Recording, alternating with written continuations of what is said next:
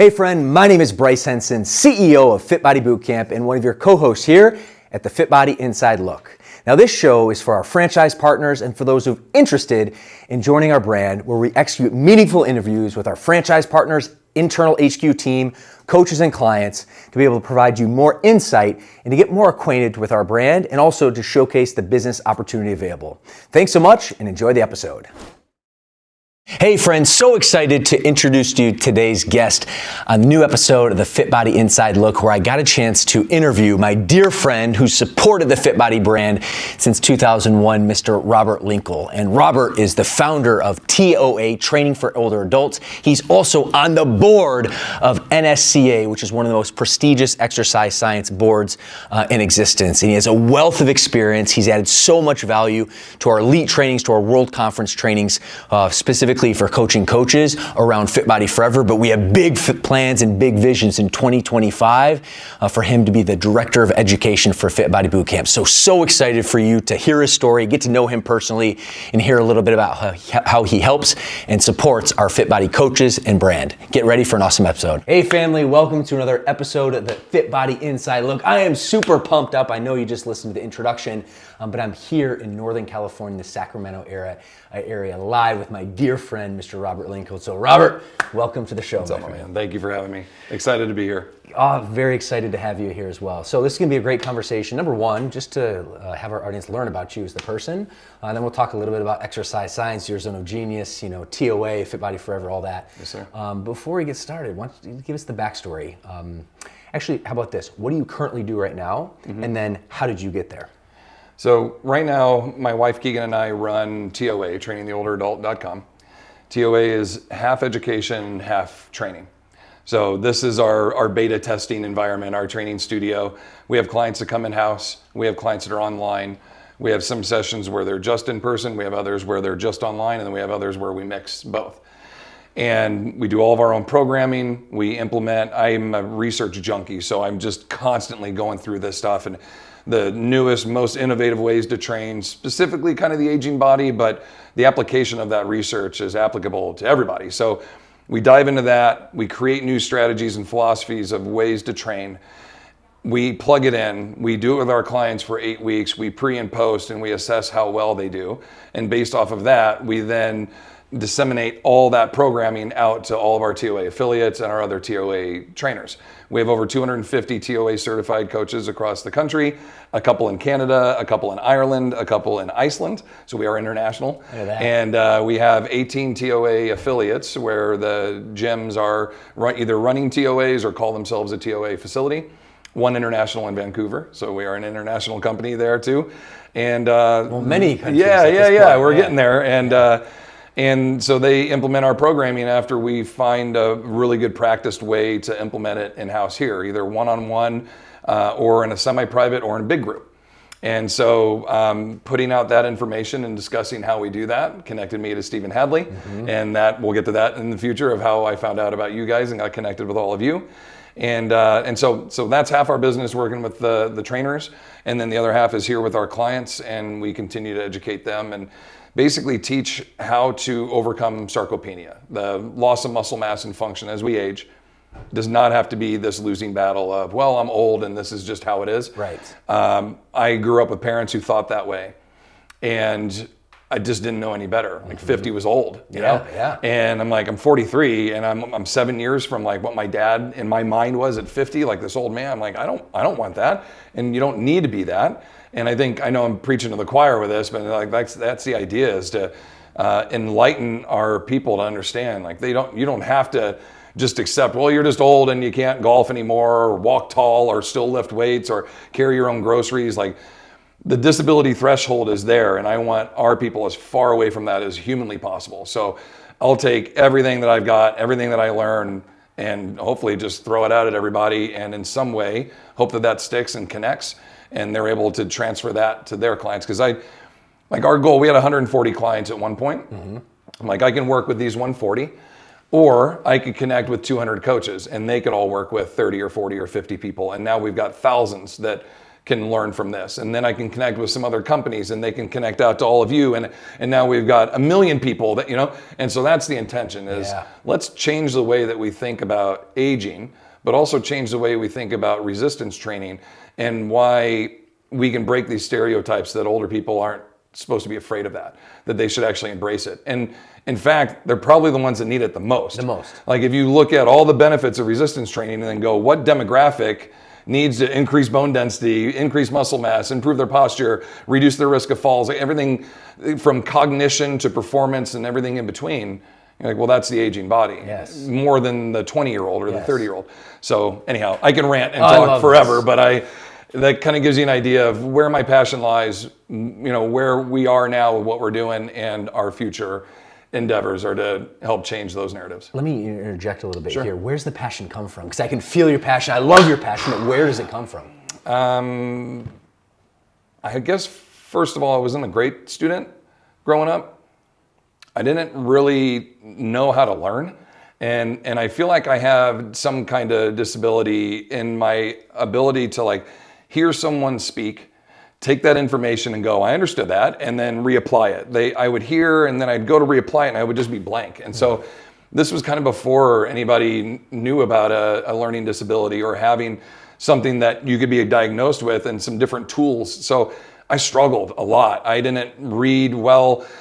Into high school years, I struggled with reading. Even reading aloud or speaking in front of a group would terrify me, considering what I do now is completely bonkers. But I think just not really understanding until I found fitness.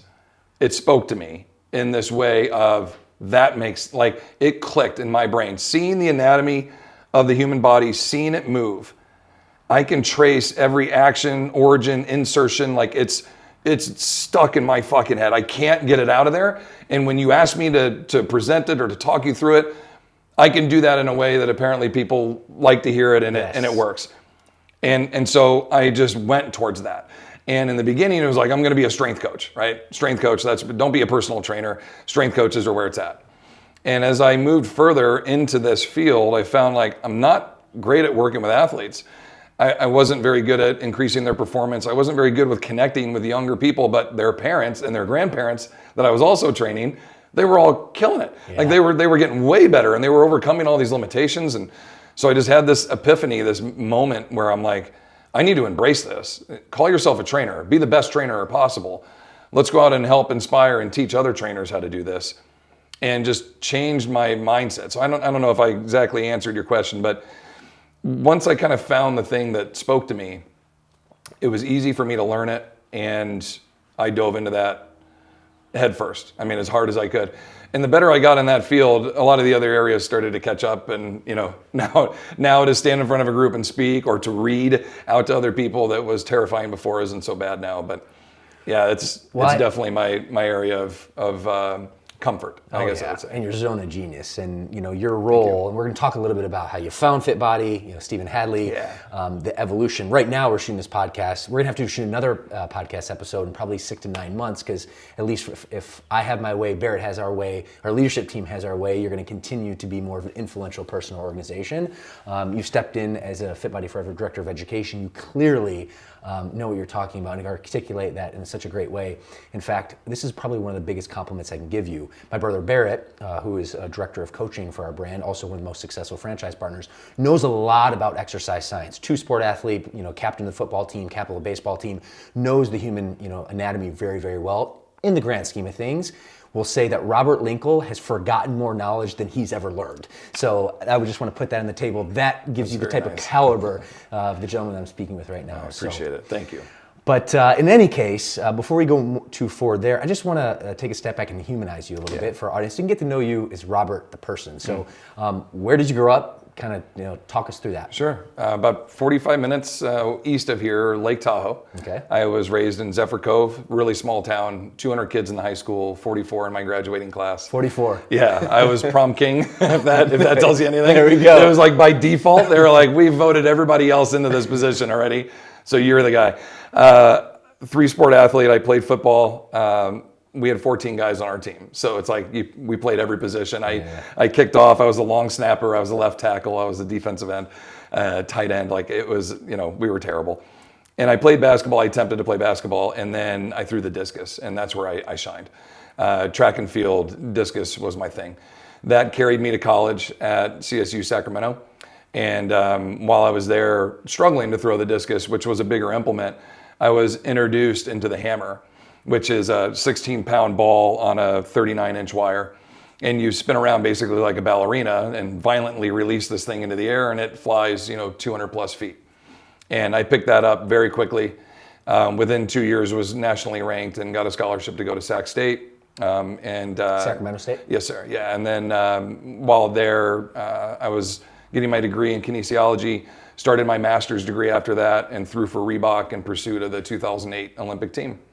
I missed it by a foot, and was starting my next endeavor to the next 4 years. I was going to try to make the world championship team, which are on the off years of the Olympics and so on.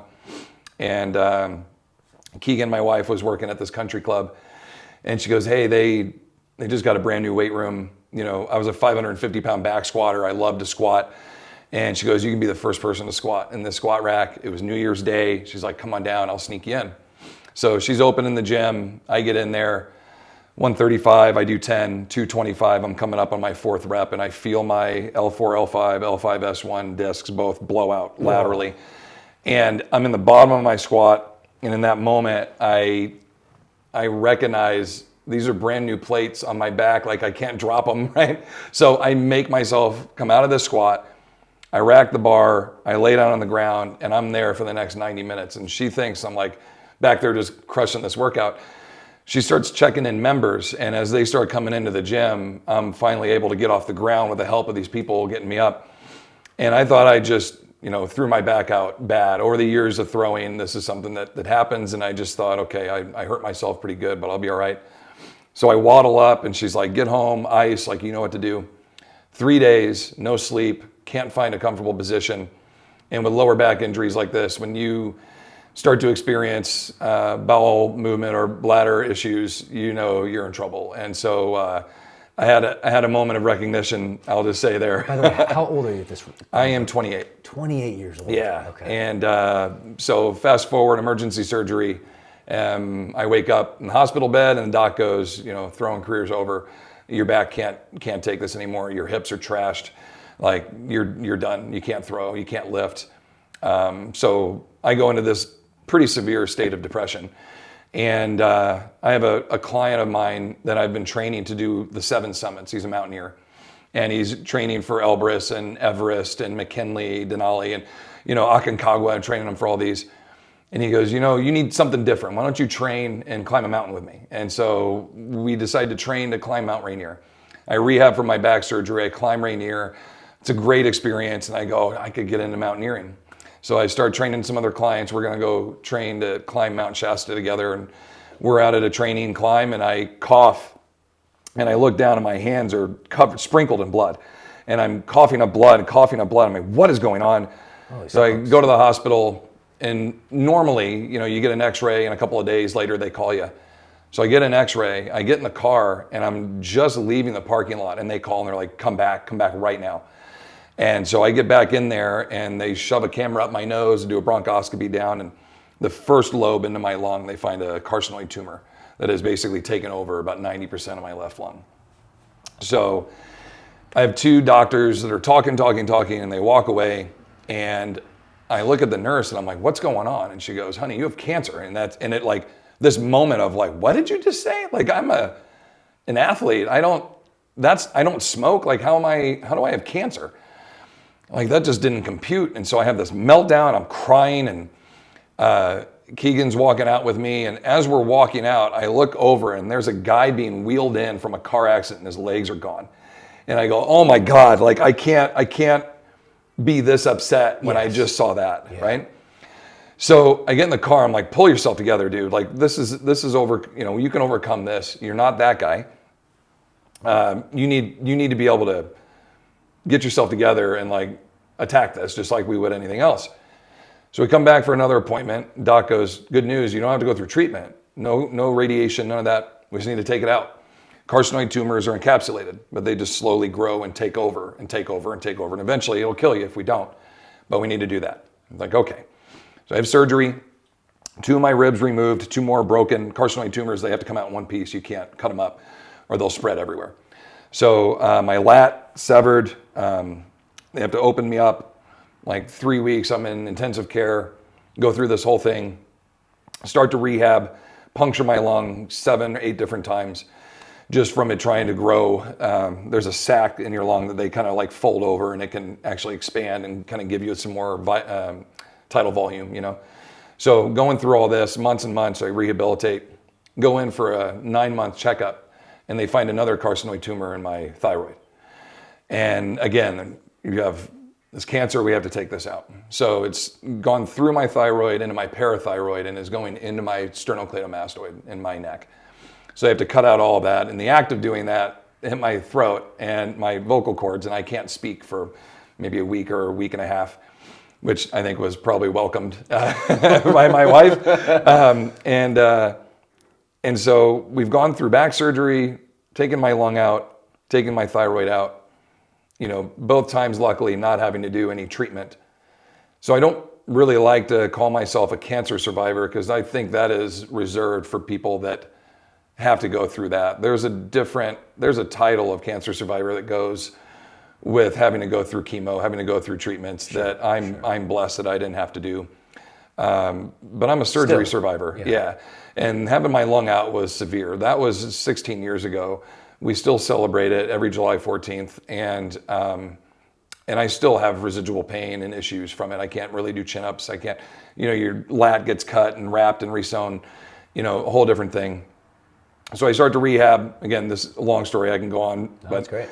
2016, so about 5 years later, I ended up having arthroscopies on both hips to clean them up. And the doc's like, your hips are toast, man. Like, you need hip replacements. So I find a doctor, and she's willing to do hip replacements on a 36-year-old. She goes, if we do this, you're going to feel good and you're going to feel capable. And then I'll probably see you in a couple of years to redo this. And you can only do so many of these. She's like, you really need to be cautious and understand what you're dealing with. This should last you 20, 25 years, but as a young individual, you're going to abuse them. And I really took that discussion to heart and understanding I want to be able to play with my kids. I want to be able to walk the dog. I want to be able to stay fit, but I don't need to do, you know, the lifting, the throwing, everything else I was doing before. So taking that information, the back surgery, the cancer, all this, my obsessive mindset, wanting to find the research on how to rehabilitate from this, everything I just kind of told you about, a hernia repair, carpal tunnel syndrome, surgeries on my hand, my nerves. These are things that 70, 80-year-old people have. Mm-hmm. And I got to experience it in my late 20s, early 30s. Mm-hmm. So my opportunity to connect with this demographic and bring in this information and this style of training at this young age and now teach it to other coaches, I look at it as a blessing. Would I want to change anything? I mean, maybe do more research and find more efficient ways that I know about now, but would I change any of it? I wouldn't. Turns out that I got that tumor in my lung from asbestos in the ceiling of a room that I rented when I first came here. And I had it for 9 years. They were able to actually trace back x-rays, and they found this chunk that I had breathed in and had lodged in the lower part of my lung and had slowly basically grown. Just one time? Yeah. I was in a room that was kind of like a converted studio like this. Yeah.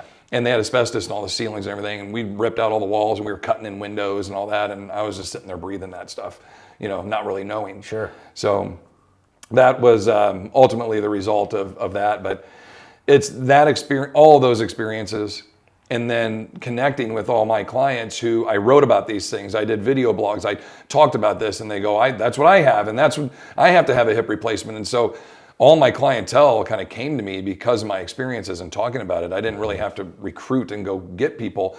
They found me, and then they would tell a friend and a loved one. And before we knew it, all my clients were older. And so my expertise found me. I didn't find it. And an opportunistic situation presented itself. And you turned adversity into your advantage. Absolutely. And the advantage of all the lives that you're touching. Yeah.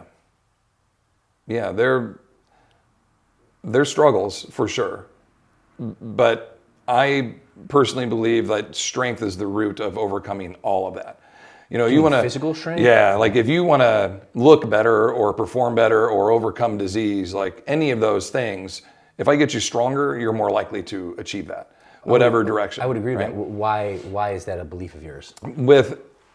I think that my physical strength and the musculature that I had helped me overcome those things in a quicker, more efficient, more effective fashion. Yep. Other individuals, though few, but others that were my age that went through those had much longer rehabs, had a much harder time recovering, and after 10 to 15 years are not able to do some of the things physically that I can do now. Because they lack the strength. They lack the strength. And they pursued, there's not a whole lot of 36-year-olds with, dual cancer survivor, if you want to call it that, and then hip replacements. So there's not a ton of us out there, but there's enough to research and to review. And in terms of physical strength and feet, that's something that I prevailed in. And I feel like it was the musculature and the stature that I'd built prior to this that helped me through all that, and that will carry me through as I continue to add to that. So if I'm looking at, Mr. and Mrs. Smith or any of our clients at any age, and they're about to go through some of this, my intention is, let me get you strong as I can get you now. That's only going to help you rehabilitate. But the improvement to your cognition, the improvement to your hormonal response, your body's immune system, your body's ability to rebuild and recover, all of that is going to be improved through me getting you stronger. And so the opportunity to survive surgery and to rehabilitate more quickly and more efficiently, to overcome those statistical odds of 70% of people over the age of 60 that fall and break a hip die from that. Yeah. Not my people, not our people. If I have anything to say about it, we're not going to allow that to happen. And so that's what I want to bring. That's the real data, though. That's the real data. Yeah. 100%. And if they're over 80 or 85 years old, it's like 93% of them pass from. And it's not like they fall and die and bleed out from a hip, but their hip breaks and now the will to live is gone. They can't walk. They can't go do anything. They just die. They just go, yeah, what's the point of me staying? Yeah. There's no will anymore. And then they'll see other cognitive loss, physical, every other disability, other disease, anything, all of it seems to come to the forefront because their bodies just beat and their desire to want to overcome it, it's not there anymore. Like the one thing I could do was go golf, or I could go walk with my wife now, and that's gone. Why stay? Why keep doing this? There's no more will or fight. But we have clients. Joyce was here today. She's 80. Today's her birthday. Just turned 83. Fell last year, broke her shoulder. Doctor said, you'll never reach overhead. She was doing overhead presses today. Fell 5 weeks ago, broke her back.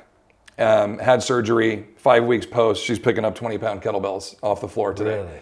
I mean, that's because of the hard work she's put in the 3 years prior to that. Yeah. And that's what strength can do and help people recover from. So the battle against sarcopenia, that loss of muscle mass and function, that is a very real thing. It's just a natural progression, though, with time. Not if we have anything to. I mean, you're naturally going to lose the battle to gravity. Right. We're going to start to shrink and lose a bit. But how drastic are we dropping off that curve? And it's up to us. It's up to us. Yeah. We could just make that a very gentle slope. And they're 105 and die of a heart attack. That's my goal for every client. Live to the longest age you can and then sick die. Like that quick. No suffering, no in bed for 3 months, 6 months, family members watching them wither, become something they're not. I saw that with Grandpa, and then my dad was gone in 3 hours. I saw the best of my dad, 3 hours he was gone. I have no negative emotions, connections, visuals of my dad passing. He was there, and he's the dad I remember, and then he was gone. And I'm so happy that it happened that way. I wish I had more years with him, right? And the opportunity I had with him the last 2 years of his life, every Wednesday in this room, was one of the most bonding, emotional experiences in my life. He was my best friend. And the opportunity I had to connect with him on a weekly basis and get him strong and help him through that, I feel a direct connection to my profession. Not only the thing that I've been obsessed with my whole life, but it brought me closer to my dad and helped him in a way pass peacefully. He was more capable at 78 than he was any time in his 60s. 330 pounds, couldn't get up and down off the floor. 78, he was 180 pounds and could do 50 sit-to-stands, in 3 minutes. Like the guy just, we called him old steel legs. Like that, he got himself strong and capable. Inspiring. Back to driving a car and back to walking the dog every day. And like, doctors didn't see that. When you made that turn and went down, you don't come back up again. Mm-hmm. So the fact that he did that inspires me even more to work with others and to teach some of these strategies to these coaches so we can affect more people like that, because those are all loved ones. Those are all dads and moms and, I get too corny, but those are our people, People. That's our circle. And it's like, I want to take care of that. I want to help that community. And I almost feel like we know the secret. Everybody knows they should be exercising. Mm-hmm. But if I could get in your ear and just be like, what you really should be doing is like, let's get you strong. You got to get strong, man. Yeah. And then whatever else you're pursuing from that, the high school reunion, the golf tournament, the hike, whatever, you're so much more likely to get to that quicker, recovering from surgery, et cetera, if you're strong. And that's the root of all of this, is find a way to resistance train that connects to you. If it's in a class, if it's in a boot camp, if it's one-on-one, whatever it is, you've got to get that infection in your head of like, this is a priority. And some of the research right now suggests like 12 minutes a week can have 30, 40% increases in mortality risk. That's wild. With like 12 minutes. You're like, this isn't even a workout. It's like you just do it, you're just dicking around in the weight room. And that can increase. So like, what if it was a real program? Right. What if you were coming in 3 days a week for 45 minutes to an organized workout, and we're using free weights and not fixed machines that don't really fit you. Right. And these movements are going to now mimic real life. And you're going to learn to pick things up and carry them and put them down and go up and down stairs and get up and down off the floor. Well, now we're affecting quality of life and performance and everything else you want to do with your grandkids and your vacations with your, your loved ones. Anyway. Dude, man, you are all heart. I don't know. I get fired up just in your presence, my friend. Answered 13 different questions there, but. That was awesome. Yeah. Well, I love your passion. This is why we're sitting together. Yes, sir. All right, so I want to change gears a little bit. Yeah. And, certainly we can dive into TOA. I know you kind of gave the foundation, the backstory of Keegan as well. Mm-hmm. I want to talk a little bit about how you found Fit Body Bootcamp, or how Fit Body Bootcamp found you. When I say Fit Body Bootcamp, that's our parent organization. Fit Body Forever is a program designed for the mature adults within our organization that the gentleman named Mr. Steve Hadley, a dear friend of us both, didn't found, but he spearheaded, if you will. So that's the context, if you will, but why don't you explain your perspective? I wrote for PFP Magazine for a while, and my column was right next to Bedros's. And so I knew his name, and I knew the name Fit Body Bootcamp. And I watched him grow it over years. And I'm out at my sister's house one day, and I'm getting ready to drive home, about an hour drive. And I get a phone call, and it's a voicemail, and it's Steven, and I don't know him. And he says, hey, I want to talk to you about potential opportunity. I saw you present at FBA, Fitness Business Association, on how you do program design. And I'm interested in that. Give me a call. I get calls like that often, and usually it's somebody that wants me to invest in something, or it's some kind of scam or something like that. And so I'm in the car, I'm driving, and I'm like, I'm not calling this guy. And after a minute, I was just like, I've got an hour. Like, what the hell? What's the worst that could happen? And I just talked to this guy for a little bit. So I call him, and that hour goes by so quick. We're so deep into discussion. He tells me about the opportunity and potential and this and that. And I'm like, this sounds great. And he goes, well, let's get on another call. And I said, that sounds awesome. Let's do it. And right before we say goodbye, I go, I didn't even ask, what's the name of the business? And he goes, Fit Body Bootcamp. And I was like, get the fuck out of here. Really? And I was like, that's fantastic. I was like, yeah, I've always known about it. And I'm like, I would love to work with them someday. And we had an hour conversation, and I had no idea that that's who he was working with. So I remember getting off the phone and just being like overly excited at the potential to be able to work with Fit Body Forever was kind of the discussion at the time. And that's what I've been doing the last couple of years. And Steven gave me the opportunity, and he and I hit it off. And, I'm out at his house every 3-4 months, and we're teaching workshops together and working with all of you and helping everybody open their Fit Body Forever components of their business, and just working with all the coaches and everything else we have in the works for the future. It was a surprising and exciting way to kind of start our relationship. Yeah. And it just continues to grow with, honestly, like every phone call and every interaction that we have. I feel blessed to have the opportunity to work with you and work with Barrett and work with Steven and the rest of the team. And you can see by the wall here in studio, the commitment that you guys have put in me. I feel very honored to have that, and the faith to have me come to the World Conference and invite me back to do that. So let's actually dive into that. Yeah, I'm curious on a few of the deliverables. Yeah. And like I said, we're going to have to shoot another one of these, another 6, 9, 12 months because I see a lot of development and future opportunity for us both. But what have your deliverables been to this point? And then we'll save the future conversation for some other fun stuff. But I also want to touch on World Conference and what that was like. Yeah, World Cup. So I get to do the blueprint workshops with Steven.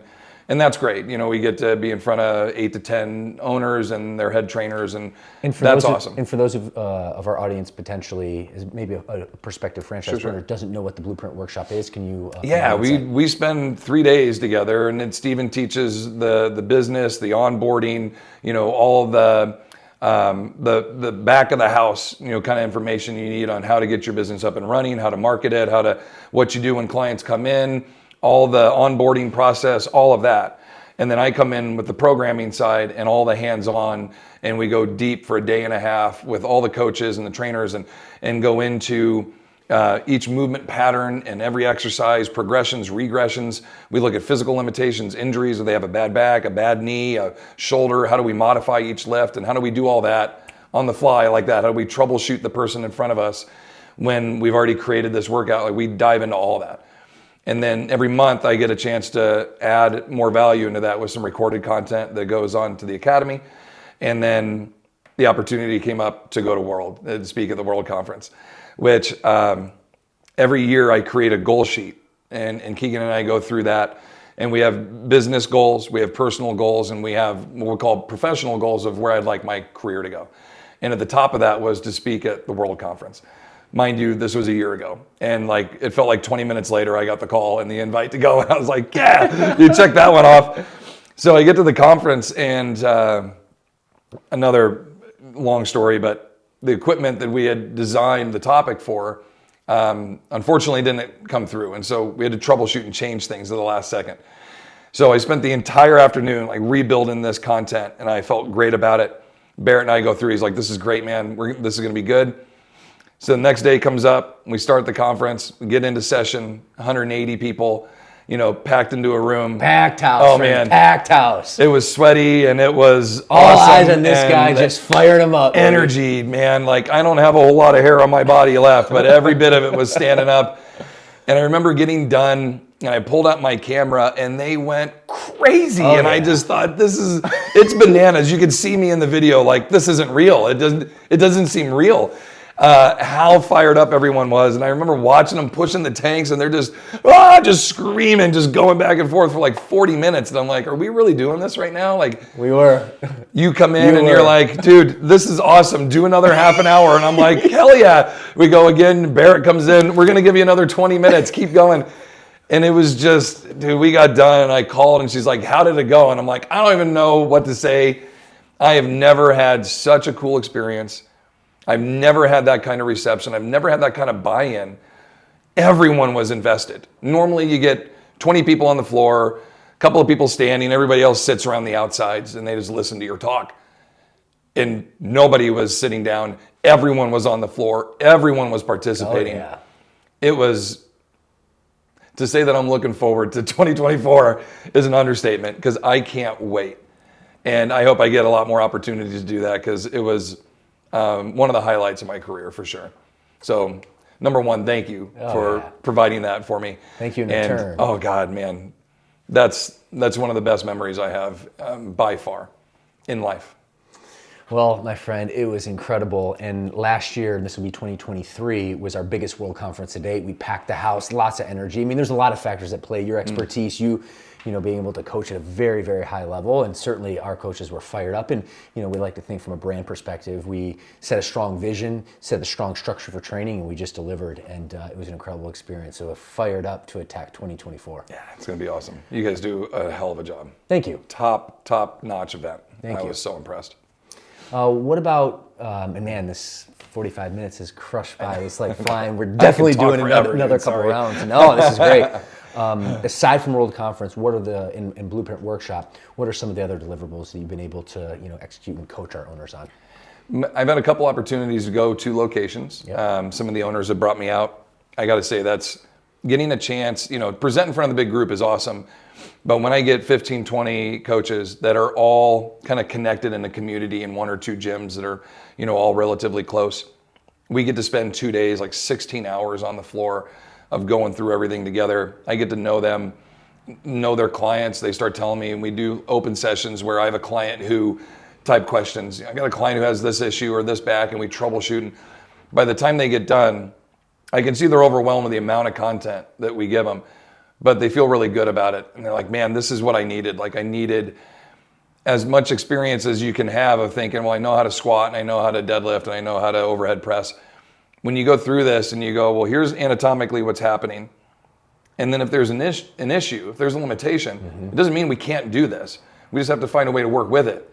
And so can I change the angle? Can I change my grip? Can I change the implement to allow this limitation to be worked with? Well, 9 times out of 10, if you can do that and get them stronger in that area, that limitation goes away.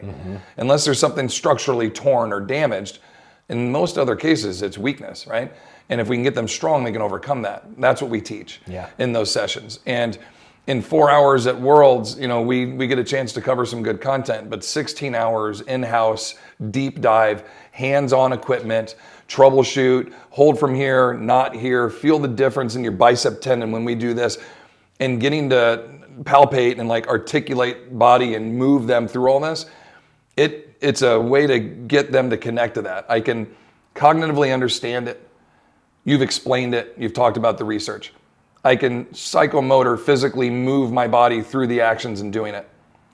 And then affectively, I can emotionally connect to what you're saying. And I trust you. So I'm taking the cognitive part and the physical ability, and I'm believing that that's the right philosophy to do this. Those are your 3 learning domains. And I try to deliver all those in that 16 hours so they know why and how they're doing it. They trust the process and how to deliver it. And then they know how to articulate to the client to get them to believe that. And now we have buy-in. And in that buy-in, as the client does it and they go, you're right, my shoulder doesn't hurt anymore, that establishes a trust and a value back with that coach, where the next time they suggest a cue or suggest a weight that maybe the client doubts, they're not going to doubt it because they go, Bryce took care of me last time. I remember my shoulder. This works. I'm just going to trust him. That's the education that I want to bring. And in opportunities like that in-house, we get a chance to do that. I want to do it more virtually. I want to do it more in person. You can tell this is something that I'm passionate and in love with, and I want to deliver it, out to everybody and help arm them with that information so they can affect as many people as they can, but, help them develop their business practices, improve as a coach, and help the community overall, but help their community and their people overcome any of their limitations and challenges in life. Well, that's what you do, and certainly rave reviews brand-wide. I mean, we crushed the response at 9.1 World Conference score, which is our best yet. You were cited so many times. Coaches, my coaching team at Mission Viejo, which I have a location for all of our, audience in Mission Viejo, which is in South Orange County. My head coach, Jake. Client coordinator, John. I recently asked him, like, hey, I would love, Robert's going to come down. Are we good to connect? Robert Linkul coming down? Let's go, baby. He's always welcome at our location. So this, my friends, just gives you the quality of education, the coaching, and the support that this man can provide our coaches, our franchise partners, our brand. And I'm here because, number one, from a friendship perspective, and number two, from a collaboration perspective, we're on the same mission right here, and we just see big things ahead. So. We went through a lot of content, but I feel like I have so many more notes for round 2, probably even 3 and 4 in the future. But for the here and now, I want to kind of finish off with 2 questions, and actually a 2-part question. So for the franchise partner who's already enrolled in the brand, watching this piece of content, but hasn't launched Fit Body Forever. And Fit Body Forever is a program specifically within our bootcamp operation that an owner has to opt into, if you will. There's a special training that goes with it, et cetera. So for a franchise partner has not been able to execute or launch their Fit Body Forever program, they're interested, they see the value, they see the impact they're making on their clients, their community, also the financial impact as well. But for whatever reason, there's a little voice in their head kind of having that resistance. What do you say to that specific owner? I would say that that fear of jump is natural, number one. When I was leaving the country club to go on my own, I had that same fear. And after 2 years of waiting, we finally did it. Like a week in, Keegan and I looked at each other like, what were we waiting for? Like we suffered through the last 2 years of this. And man, this is so good. Like this is so where we wanted to be. I would say that it's the concern and the thought of failure or that they're not going to be able to be successful with it. When you have the right mentors, you have the right coaches, the right people behind you to help instruct it and guide you, that jump is not as concerning or not as scary. Mm-hmm. And the coaches we've worked with, Stephen and I over the last 2.5, almost 3 years now, all have that kind of concern and that little feel. And then when we get, a week or two into the program and they're going, we have those conversations after and they go, remember that feeling you said you had? Like, why did we wait so long? We feel that now too. And so I think it's just, number one, you get comfortable. And number two, it's a big endeavor that you're taking on almost like another business inside your business. Yeah. But it's extremely successful. And, I maybe have my favorites, but this is a demographic that's so great to work with. They're overly committed and the rewards and the return to them are so great. I don't think anyone will have any concerns or any regrets in pulling the trigger and going for that, because Stephen and I are going to be here, all you guys, everybody, we're all here to support you through that process. And once you kind of get that going, you're going to go, man, I'm so glad I did this.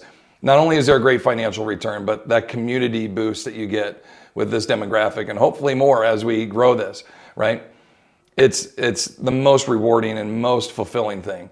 And it just creates an even bigger group, of community members at your gym. I, completely encourage you to go for it, but I'm happy to be there to help support them and educate along the way. Heck yeah, and you have, and the vision is you'll continue to do that. It's a very similar type question, but this time, someone who is watching this podcast in our audience, they haven't launched their Fit Body yet. They maybe even haven't launched a business or been an entrepreneur, but they want to. They're an entrepreneur. They've been studying. They've been realizing, hey, Pat, I'm interested in fitness. They probably had some sort of connection with fitness. They see Fit Body Bootcamp as a franchise that can provide financial freedom, fulfillment, et cetera. But it's the first business. They've never launched something like this, and you've certainly launched businesses as well. What do you say to that person? Very similar feeling and situation, that pit of the stomach, man, am I ready for this? Can I do this?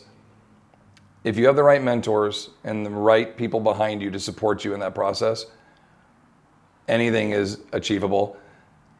I would, sitting here in front of you will deliver a very good compliment that I don't know if there's anybody better to help lead this business in this profession at this time than you. And I would encourage people out there, if you're looking for someone that you're like, I need someone that I can believe in and that I can trust and that will help me build my business, you and the team that you have around you, and I'm very blessed to have this role that I have with you and hopefully continue to grow that even more, to be a part of it. I think great things can be achieved, and leadership is a huge part of that. And the reason I say it is it's not just, bottom line, we got to make more money and we got to get more people in the door. You lead with education. And with that education, there's spirit and heart behind what you deliver. And it's genuine, and I connect to that. I can sniff out bullshit.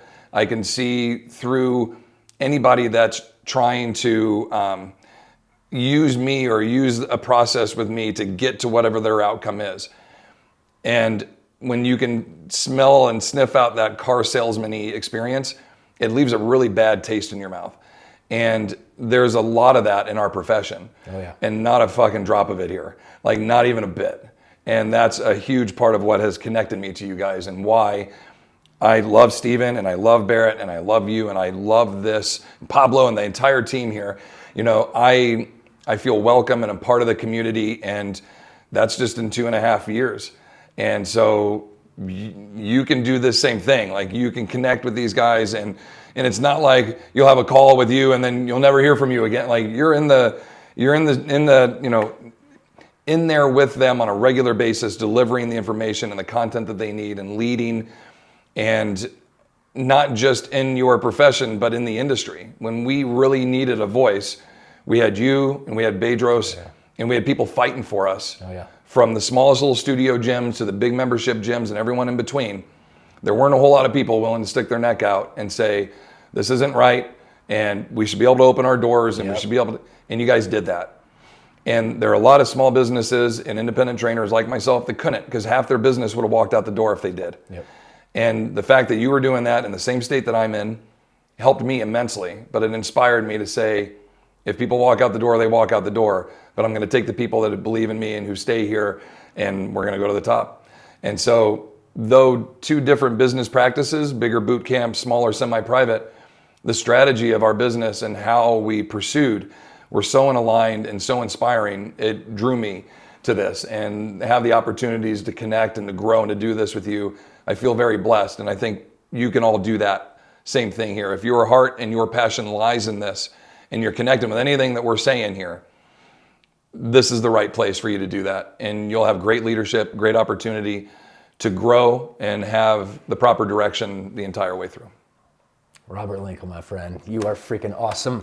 Appreciate you, brother. Yes, sir. And give a fist bump there. And as we wrap up today, I want to thank you for taking the time to be on the show. But way more than that, I want to acknowledge you for the guy that you are. Yeah, you bring an incredible amount of knowledge, expertise, passion that really inspires fitness and changes lives. This is our mission, and we are kindred spirits for that. And I love, and I'm so grateful for this. I am here, just by the way, from an audience perspective, up here in Sacramento. We shot an exhibit at Fox 40 today, promoting Freedom Week, promoting our Ultimate Transformation Program. A lot of great stuff. But Pablo and I, our videographer, wanted to come over here, connect with you, shoot this podcast content, be able to connect with Keegan, your wife, and your two beautiful girls from a relationship perspective, because I see big things for you and our organization in the future. But more than that is you as a person, as a friend, like genuine, you are all heart. And for that, I want to acknowledge and thank you. Thank you. I appreciate it. Thank you, my man. All right, my brother. This is awesome.